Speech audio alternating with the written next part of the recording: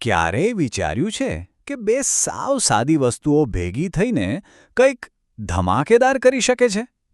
આજે આપણે એક ક્લાસિક કેમિસ્ટ્રી પ્રયોગ જોવાના છીએ, ઝિંક અને એસિડ, અને એમાંથી બનશે હાઇડ્રોજન ગેસ. મજાની વાત તો એ છે કે આપણે એને ઓળખીશું પણ. તો ચાલો શરૂ કરીએ. આ પ્રયોગની સૌથી મજેદાર વાત શું છે ખબર છે? એનો અંત. એક નાનકડો પણ મસ્ત ધડાકો. પણ આ ખાલી એક અવાજ નથી હો. આ તો એક મોટો સંકેત છે, એક ક્લૂ જે આપણને આખી પ્રક્રિયા સમજવામાં મદદ કરશે. તો સવાલ એ છે કે એવો કયો વાયુ છે જે ધડાકા સાથે સળગે છે? એક એવો ગેસ જેની ઓળખ જ એનો પોપ સાઉન્ડ છે. આ રહસ્ય ઉકેલવા માટે ચાલો ને સીધા પ્રયોગ જ કરી લઈએ. ઓકે, તો હવે વાત કરીએ પ્રયોગ કરવાની રીતની. ચાલો જોઈએ કે આ રિએક્શન કરવા માટે લેબમાં શું શું કરવું પડે છે. બહુ જ સહેલો છે અને આપણે આખી પ્રોસેસ સ્ટેપ બાય સ્ટેપ જોઈશું.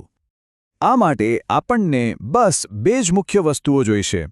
પહેલું છે દાણાદાર ઝિંક. હવે દાણાદાર કેમ? કારણ કે એનાથી વધારે સરફેસ એરિયા મળે અને રિએક્શન ફટાફટ થાય. અને બીજું મંદ સલ્ફ્યુરિક એસિડ. પ્રોસેસ એકદમ સિમ્પલ છે. ચાલો એક પછી એક સ્ટેપ જોઈએ. સૌથી પહેલાં એક ટેસ્ટ ટ્યુબમાં થોડા ઝિંકના દાણા લઈ લો. પછી બહુ જ સાવધાનીથી એમાં મંદ સલ્ફ્યુરિક એસિડ ઉમેરો. તમે જેવો એસિડ નાખશો ને તરત જ રિએક્શન ચાલુ થઈ જશે. અને જે ગેસ નીકળે છે એને આપણે સાબુના પાણીમાંથી પસાર કરીશું. એટલે મસ્ત મજાના પરપોટા બનશે.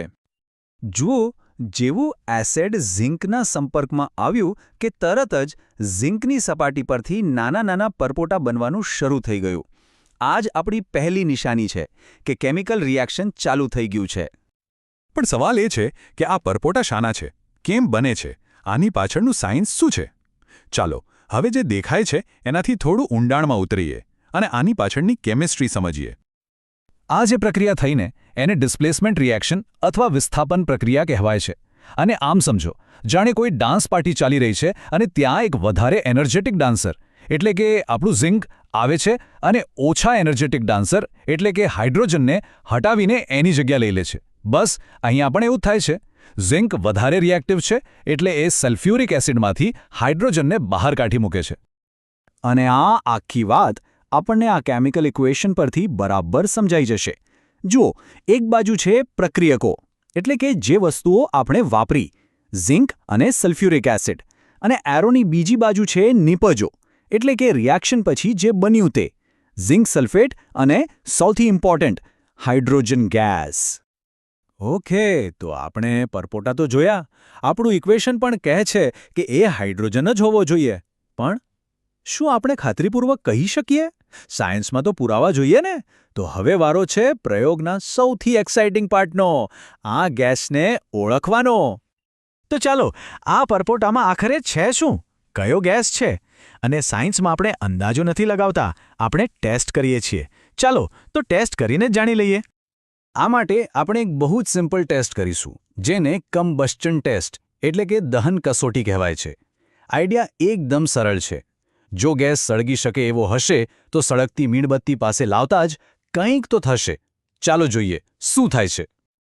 અને આ થયો ધડાકો, એક નાનકડો પણ સ્પષ્ટ પોપ સાઉન્ડ.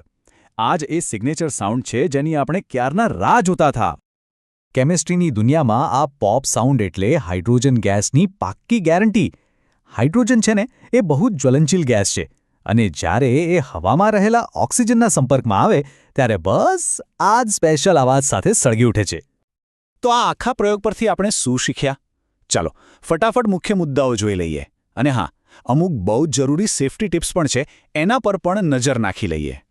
આ પ્રયોગનો સૌથી મોટો ટેકઅવે એનો મૂળભૂત સિદ્ધાંત છે. યાદ રાખો, ધાતુ પ્લસ એસિડ હંમેશા આપશે ક્ષાર અને હાઇડ્રોજન વાયુ. અને આ ખાલી ઝિંક માટે જ નથી. ઘણી બધી બીજી ધાતુઓ પણ આ જ રીતે રિએક્ટ કરે છે. એટલે કેમિસ્ટ્રીમાં આ એક બહુ જ કામનો નિયમ છે. અને હવે એક સૌથી અગત્યની વાત, સેફટી. હાઇડ્રોજન ગેસ વિસ્ફોટક હોય છે.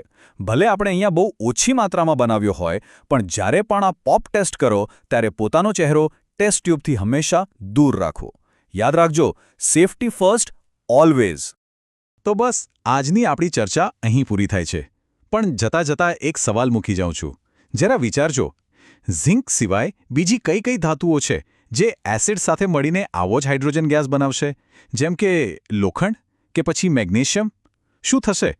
આગળ વધુ જાણવા માટે આ એક મસ્ત સવાલ છે. થોડું રિસર્ચ કરજો, મજા આવશે.